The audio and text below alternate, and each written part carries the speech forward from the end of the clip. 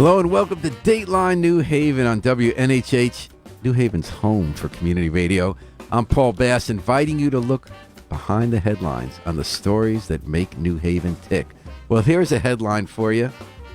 BioLaunch creates a new pipeline to the jobs of the future for the people of the present in New Haven. A lot of words there. BioLaunch is a new project of one of the most important groups right now in New Haven, making opportunities for people in our community. ConnCAT, Connecticut.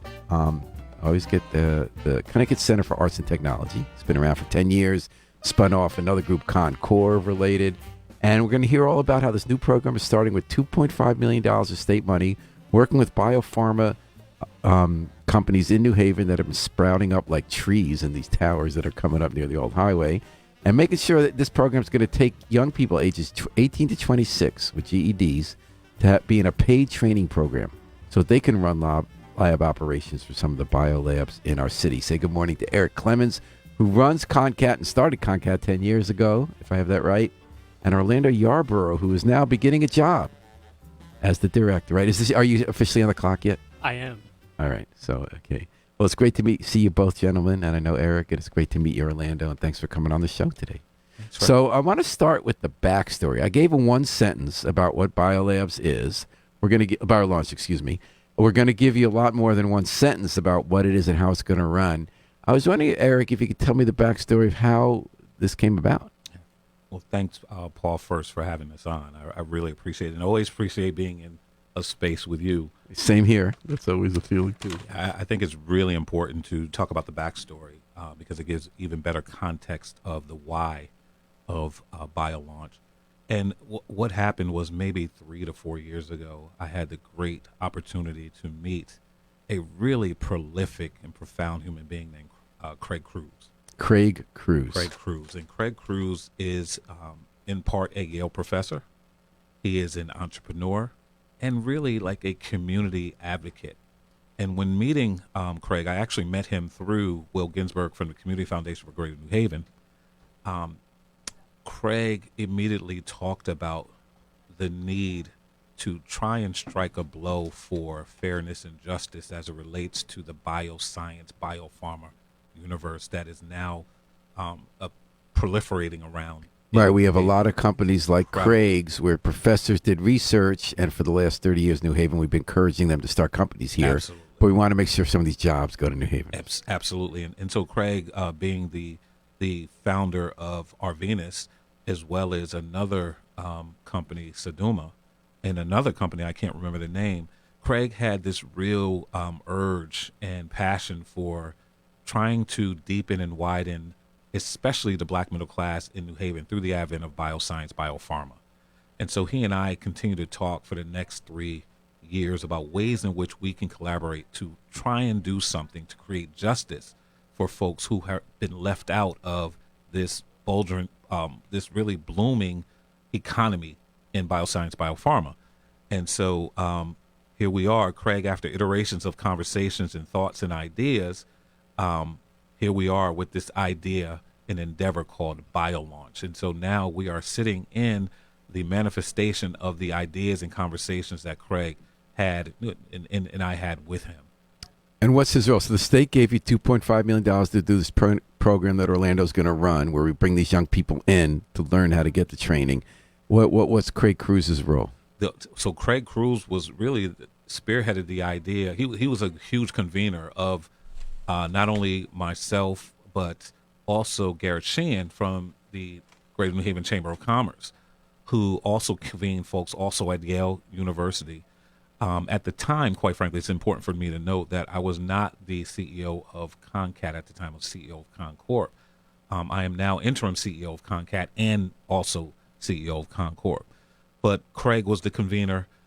Garrett Sheehan has to get a lot of credit for this. He was a convener from the chamber, and wrote a grant to the state in this program in the Office of Workforce Strategy called Career Connect. And it was a $2.5 million ask from the state. And now these are ARPA funds. These are federal dollars coming to the state of Connecticut. Pandemic relief. Exactly.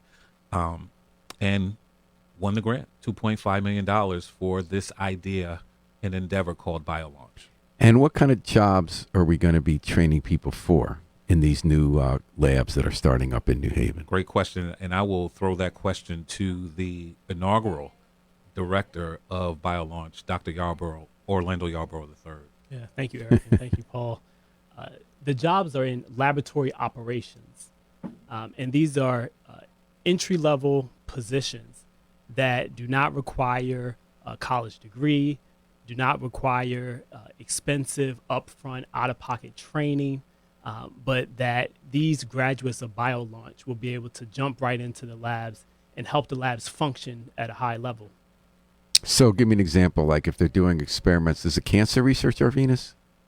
It could be cancer research. It could be a number of research on diseases and disease prevention.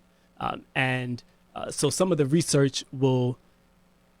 You're just giving it close to the mic when you're talking. Okay. Yeah. So for laboratory operations, everything from the dozens and dozens or hundreds of chemicals that come in and being able to create strict inventory of what we have so that the scientists know what they have available to apply to living cells to see whether we can kill the cancer in the cells or not. So managing that inventory, doing the cell culture. So helping with the experiments where you take a control case, a healthy case, a disease case, and you're applying different treatments to try to see which cells survive, which cells don't survive. So the BioLaunch graduates will be able to help ensure that those operations happen. Everything from environmental health and safety, being able to manage the glassware, the order system of labs. So because I think of people I know who've worked in labs, it seems like it does run the gamut, as you said. To some extent,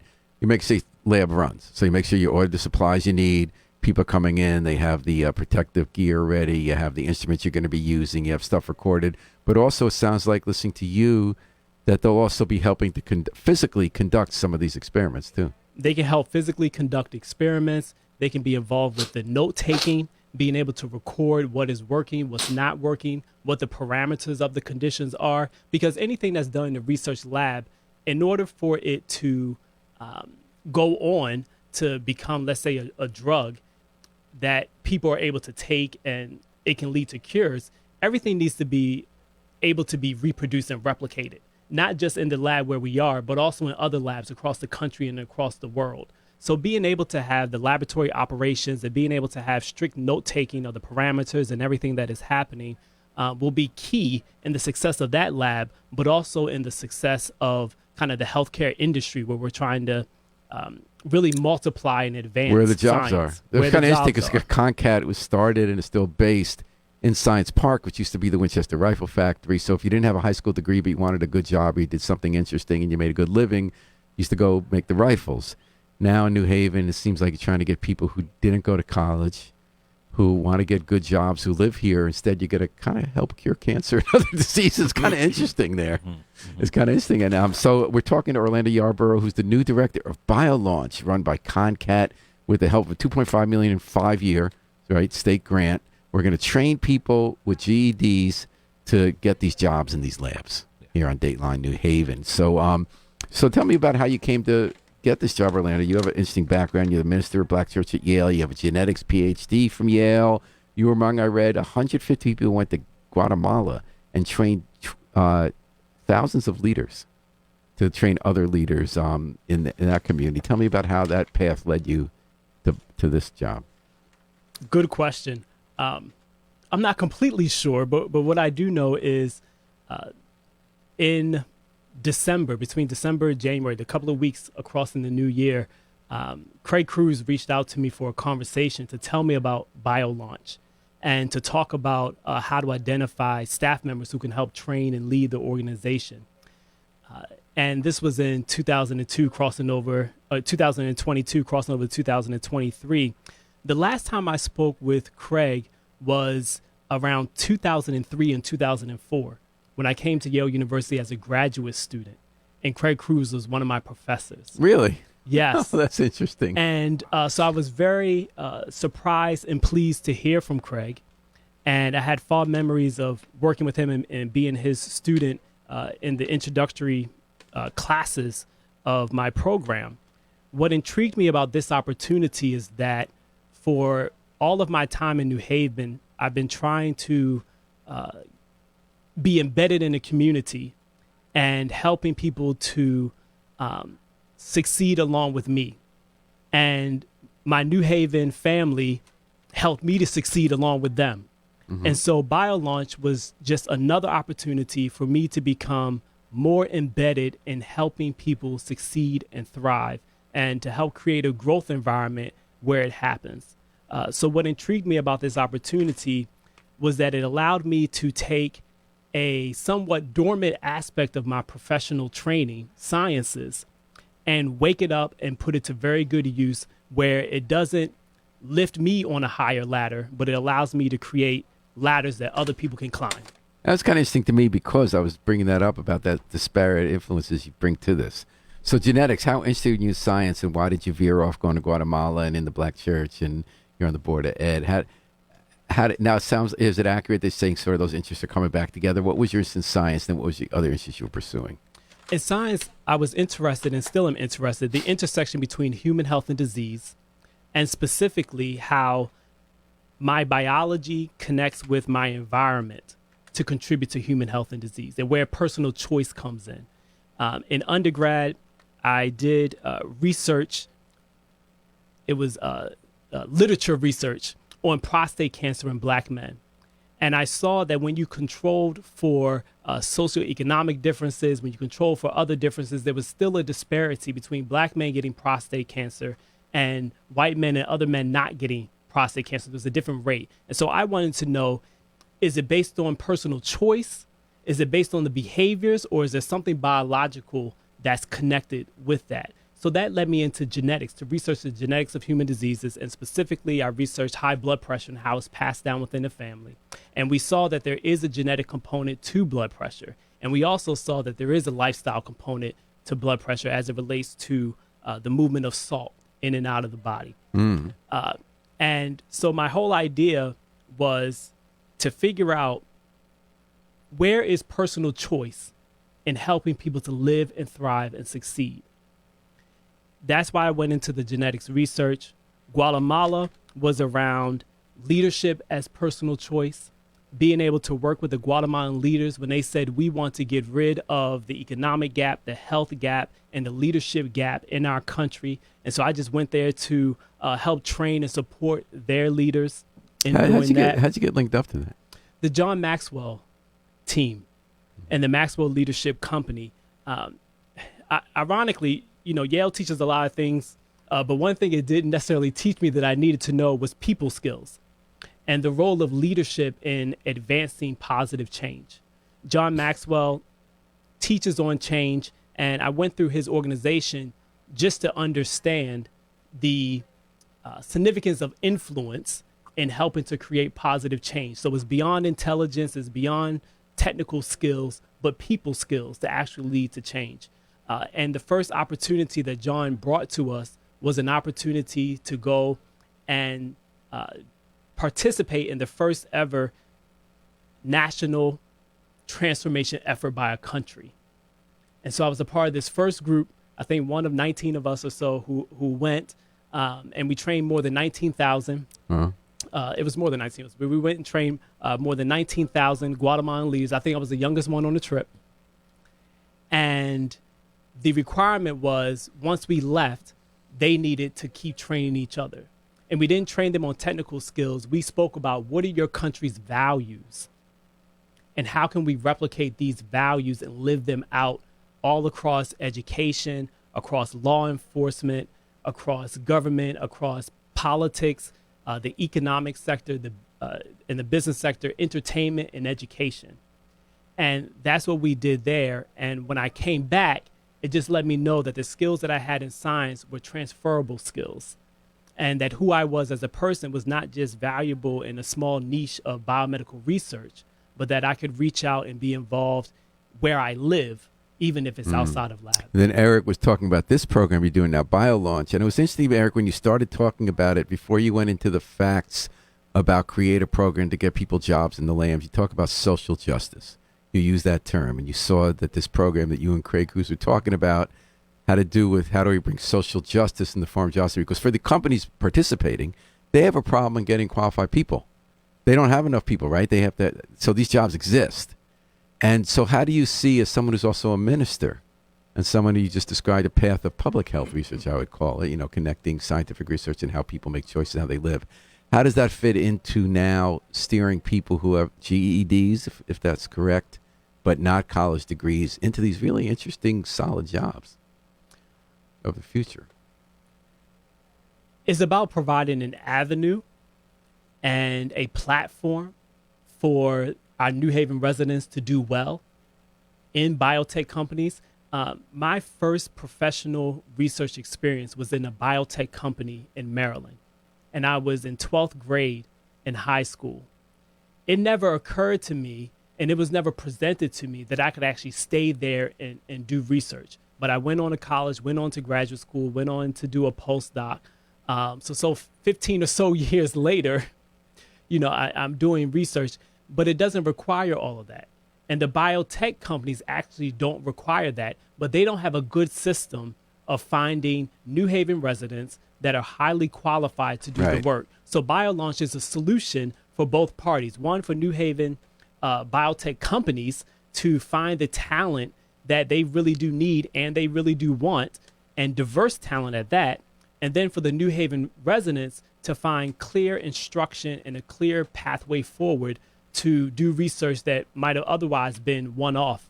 But now we're creating a system, so it's not just by chance someone ends up in a biotech company. We actually have a system and a pipeline to make it happen. The pipeline. And it's interesting to me when, Eric, you talked about the backstory, how it started with conversations you and Craig Cruz, as the professor and the entrepreneur, and included the head of the Chamber of Commerce. And it's just to me that comes through ConnCAT. So when ConnCAT started, I remember going to your first events, you were two things, if I remember correctly. You had a phlebotomy class. There were all these jobs they couldn't fill, for good jobs at the hospital for people to draw blood. You need to learn the skill. You didn't have to go to college for 4 years. You did a great job at that, and it's still going. I know people have been through that. And you had the arts program for the public school kids coming after school. This thing has grown. And the fact that you were in that conversation, it seems to me that when ConnCAT has become, and through the affiliated ConnCore, that when people are saying, whom do we trust to send the money we have now targeted to address these challenges of opportunity in the black community to a large extent, we're going to trust you. Tell me about playing that role. No, I appreciate you saying that. That's high. Well, but we know this by the facts. Yes, thank right? you. Where's the money going? Who do people trust? Whether it's going to be to build a new economic development on Dixwell Avenue, to train our future employees. Yeah, I think, one, it's a high compliment. I appreciate it, Paul. I think it's important to note that there are a couple of things that make ConnCAT incredibly special, and ConnCorp as well. One is especially that we hold true to our promise to the people, that we will do our best to create opportunity and access for folks who encounter ConnCAT and ConnCorp, especially those who have been marginalized historically. Secondly, whatever funds that is given to us philanthropically or what have you, we do exactly what we say we're going to do with those funds. And I think that in and of itself breeds a deep level of confidence and trust, not only trust from the community, but trust from those who are not in the community, but want to be a part of our work. And the people of the money who do say we want to address this problem, we don't know how to do it. If you're sitting there in a suburb or at a foundation, you really care, but you don't know the people who carry it out. And you guys, now you started with Carlton Highsmith. I did. Who was a very successful entrepreneur. You were successful in programs you have run. And the team you put together is pretty amazing. I mean, sort of like the all-stars, right? You got Paul McCraven, you got Gideon, you got Raven Blake. I mean, these are the people who have been so successful in business and community work. So it's kind of important to have that kind of trusted team. Oh, absolutely. I think, you can't buy talent, right? And now Dr. Yarborough is incredible. As you can see, it's incredibly talented. I think a profound example of head and heart. And then you have people like Opal Harmon and Steve Driffin and Carrie Grayhart, Elizabeth Cropper, who are at ConnCAT, and Jenna Martin, and a host of others, and now Anna Blanding, who is our chief investment officer at ConnCorp.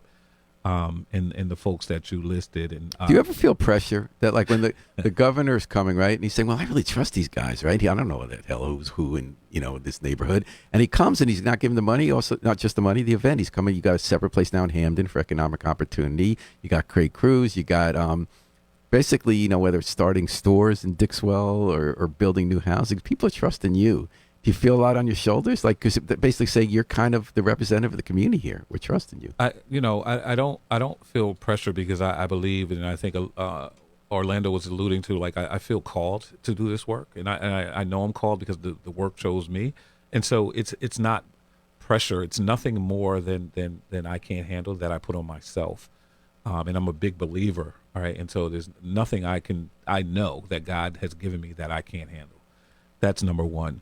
Number two, I do feel a sense of responsibility to get things done the right way and the way we said we would. And quite frankly, the track record we have creates a lot of responsibility as well. So it's not pressure, but deep responsibility to the mission, advancing the mission, and to really creating opportunity and access for folks who normally otherwise would not have that. And that's why it's really interesting that you bring up talking to Craig Cruz, because had Will Ginsburg not introduced us, we probably would have never met. And it's really interesting, even more interesting, because Craig in Arvinas was right across the parking lot in another building in Science Park from ConnCAT, and we had never met. And so you didn't bump into each other fussy coffee. No, we did not. We have Orchid Cafe, so I don't frequent fussy coffee much, if at all. And what's Craig's role in this new organization? Is he a board member? He is not. He is a thought partner, and he is really the engine behind ways in which we will do this work. Being I would say, chief bioscientist and preeminent bioscientist and biopharma person. And how do you think about Craig in this regard? Yeah, I agree. A convener of important parties and relationships. Two other, I think, organizations or entities that Craig has brought in that will make all this possible, including ConnCAT, will be BioLabs, which is an incubator for startup biotech companies. And BioLabs will house BioLaunch, where the BioLaunch participants will be in this co-working space using Where is that? High quality equipment. It will be in the new building 101 College Street as it comes up. And right now they're renting space at the Yale West Campus location. And so BioLabs is an integral partner with this. And also Yale and Yale Animal Resource Center will help train some of our participants. So Craig has been able to cast the vision and share the vision, and numerous people that he's spoken with that we haven't named have said, we want to be a part of this. And it's because of how they have signed on and supported and spread the word that BioLaunch is and will be successful. Yeah, it sounds like a great project, and going ConnCAT's track record, I'm really not that worried about. But so how long does this program run? Like, you're doing this 5 years. How long do the people sign up for, and how many are you going to do at a time? So the 2.5 million is for 3 years. Oh, I thought it was 5. I'm sorry. It's for 3 years, and we're running 2 cohorts a year, 15 people each per cohort. It will run for 2 weeks of an academy, 4 weeks of training. 2 weeks of an academy, 4 months of training, and 2-month industrial internship. And then after that, if the participant wants to stay and there's a job offer, full-time, the participant can work in that biotech company or go to another company. Or if the participant, the graduate, decides they may want to go get more training or go to college, then those are avenues we'll support. Mm-hmm. So it's 2 cohorts a year. It's sounding like it's 6 months and 2 weeks each, and 15 people at a time. Yes. And you're listening. You're hearing about the BioLaunch program with Yale that ConnCAT is undergoing with the state money to train people, 18 to 26-year-olds with GEDs, to learn how to work in the labs that are going to solve some of our healthcare challenges and pharmaceutical challenges for the next generation and the new jobs of the future. March 6th is the first cohort. Yes. So there's an application deadline. You could apply now, by February 15th. How do you do that? Visit the website concat.org, CONNCAT.org, or you may email info@concat.org, info@CONNCAT.org. And was the open house last weekend? Last Monday. How was that? It was a great time. All right. I'm glad that went well.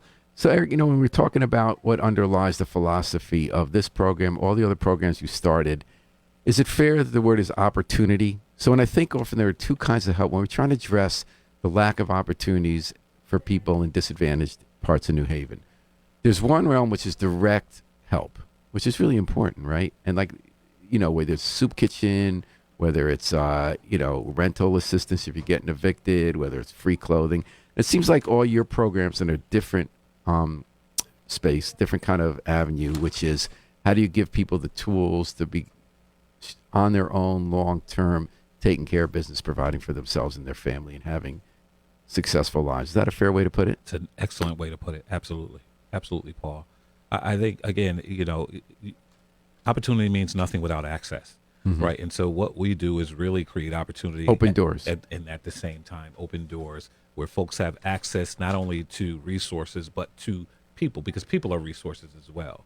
And right. And so that's really, really important. If you think about what we're doing on Dixwell Avenue, that's what that's about, right? It's not just about us kind of coming in, knocking down buildings and building anew, right? It is really creating an economic infrastructure in a Black community, historic Black community that has been left to decline. And let's tell listeners what we're talking about. So that's under your other arm. You run both right now, but pretty soon you'll go back to running just ConnCAT. You run ConnCAT and ConnCore, which is the arm that's fair to say economic development. That is our economic development, economic justice arm. So I'll go back to running ConnCorp as opposed to... So ConnCorp has now finally gotten hold, after the process that always takes a long time, of all different properties that were Dixwell Plaza, the main commercial strip on the historically main commercial corridor of Dixwell neighborhood, and you're tearing down those old buildings and you're building something much bigger. That is true. What are you building in its place and when?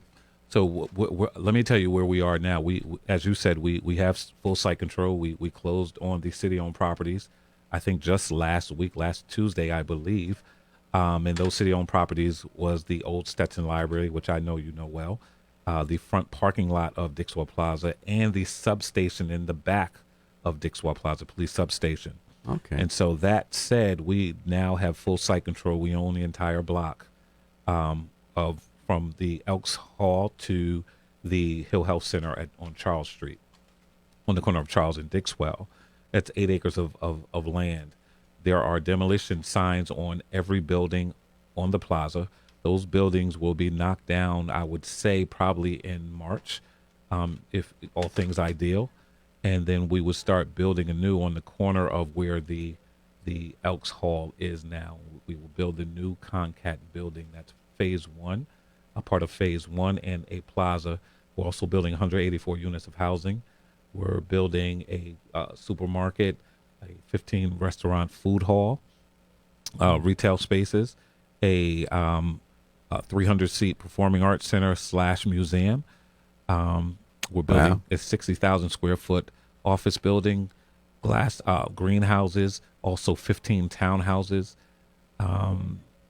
There'll be a Hill Health Center, Family and Child Guidance Center within the ConnCAT building, within that footprint. Also, a 75 to 80 child daycare at the Friends Center will be on Dixwell Avenue as well. And so all in, we're looking at maybe a $200 million project in all phases.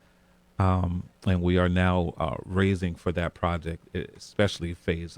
How's that going? How much do you have in hand? We have about 50, 60 million in hand. We're ready to start phase one as we speak, and we'll go through each element of the project. It was so interesting to watch you folks plan that. You planned it with the community, and it reminded me of a bigger version of what happened with the Coliseum project, where everybody's hopes and dreams were deposited into that process.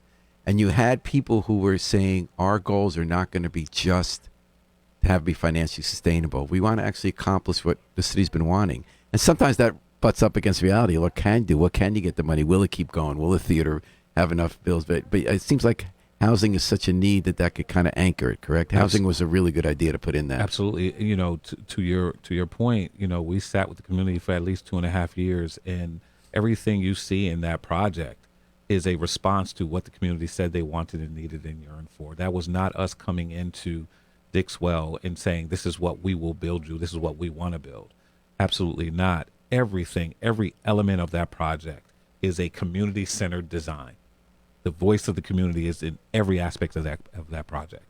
And so another thing that you've been starting up, I guess, at ConnCorp, because I always try to be careful to know which is which, is an entrepreneurial boot camp. You had a press conference last week, $1 million, people trusting you with the bucks if they have a goal. Key Bank Foundation. Oh, that was the 5 years was. Okay, so 5 years of $1 million for 20 minority business development boot camp. So you can get 20 are these existing minority-owned businesses or prospective, and teach them? They are existing minority businesses, black-owned businesses, mostly women, black women-owned businesses. We partnered with Quinnipiac School of Business, given that Mr. Highsmith, who you mentioned a little earlier, endowed a chair at the School of Business. And part of that endowment, the contingency was they would help me first create a high school entrepreneurship academy, which we did at ConnCAT, right? And that became statewide. 80 kids from all over the state was involved in that until the pandemic hit. The second iteration of that, the outgrowth of that endeavor, was an adult entrepreneurship academy, something we had always contemplated. And so now here we are with that. I'm working with President Judy Olian, and with all full disclosure, I'm a trustee of Quinnipiac University, as well as Mr. Highsmith is a trustee as well. I imagine you get invited to every board and then some in town. I do. How often do you say no? I say no a lot now. And so now we started that. We have a SBA grant, Small Business Administration. Yes, exactly, Small Business Administration grant that came to Quinnipiac University. Also, we had raised money through our Economic Justice Fund. You know, I don't know if you know, we had given away at least 18 to 20 $10,000 grants to black-owned businesses during the pandemic. So we gave away almost $200,000 to black-owned businesses, and with the hope that they would address the needs, or if there are any needs or gaps in their business model. And also, we looked at consultancies for those businesses as well. And so that's really important to know. And why is it important to nurture black business? Because no one else does. And why do we need it in society? I think we need it because, one, they create jobs, they create opportunity and liberty and freedom, not only for those folks who own the business, but for their communities, right? They create industry for communities, and it's super important, no different than any other family-owned business that is historic. And I also think about asset wealth, because I think the latest numbers, tell me this is still accurate, that black households in America have 10 cents in asset wealth for every dollar of Hawaii, and that gets passed on. That's what keeps the neighborhood stable. That's a great, and that is our why, quite frankly, Paul. That everything that ConnCAT does and ConnCorp does is really about aggressively addressing poverty and existing poverty and languishing poverty, especially in black communities, for decades. And so that's really our why. That's why we do the work we do. It is not just to create programs and stand up buildings. It is to affect change and impact people through the advent of our work and through the advent of wealth creation. And you noticed the music started playing because you were really on it there. That's right. I mean, you were hitting the high note. So I think that's the high note. Thank you, wrapped it up. Eric Clemens, founder and current director of both ConnCAT and ConnCorp, the two nonprofits creating opportunity for 10 years and growing in New Haven. And Arlanda Yarborough, who is the new program director of BioLaunch, which is going to create a pipeline for young people in New Haven without college degrees to get excellent jobs in the job labs of the future that we have sprouting up downtown. Thanks for joining us, folks. Good to be with you, Paul. Thanks for Harry Drost, the station manager who has us on so many multiple platforms. We're going to have more multiverses than Everywhere, Everything, All at Once. We're going to take it out with the Afro-Semitic Experience performing I Wish I Knew How It'd Feel to Be Free from the group CD A Plea for Peace. This is Paul Bass inviting you to fly free with us all day and all night long at WNHH, New Haven's home for community radio.